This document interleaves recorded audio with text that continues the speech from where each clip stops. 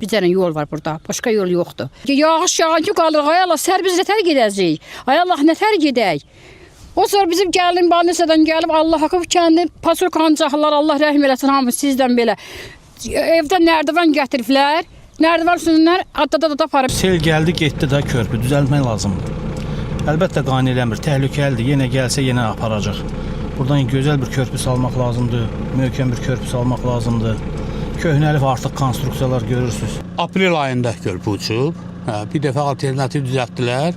Ondan sonra yenə su gəldi, sel gəldi, yudu apardı. Ondan sonra 3 gün bağlı qaldı, təzədən yenə açılıb. Amma ki, yenə burada alternativin üstündə biraz o asfalt qırıntısı zat töksələr, şerbin töksələr, bu toz olmaz da. Söhbət Qaradağ rayonunun Umbaki qəsəbəsində yerləşən avtomobil körpüsündən gedir. Yolun bərpası istiqamətində müvəqqəti işlər görülsə də, sakinlərin narahatlığına son qoyulmayıb. Olduğumuz avtomobil körpüsü Qaradağ rayonu Umbaki qəsəbəsi ilə paytaxt Bakını əlaqələndirən yeganə yolun üzərində yerləşir və güclü yağışlar səbəbindən körpü uçaraq yararsız hala düşüb. Amma qəsəbə sakinləri iddia edir ki, bu körpünün uçmasına təkcə səbəb güclü yağışlar deyil. 2015-ci ildə əsaslı təmir olunan körpü maksimum 8 ton yük daşıma qabiliyyətinə malikdir. 60 ton yük aparır bu maşınlar orada.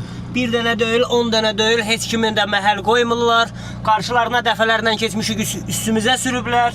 Heç kimə məhəl qoymurlar. 60 ton, 80 ton yük aparırlar. Körpümüz də düzələn vaxtı, bərpa olan vaxtı 8 ton yük qoyulmuşdu. İndi qabağımızdan bir Şaqman maşın keçdi, gördünüz. Yazılıb oraya 8 ton. O 50 ton yük aparır. Olmazdı 8 ton yazıb qoyublar oraya, 80 tonluq 90 tonda maşın keçir oradan. Çətinlik çəkiyordu, səhər-səhərdə Allah, əlimiz gecə gündüz göydü ki, Allah yağış yağmasın. Aparma, yağdı, qaldı o da.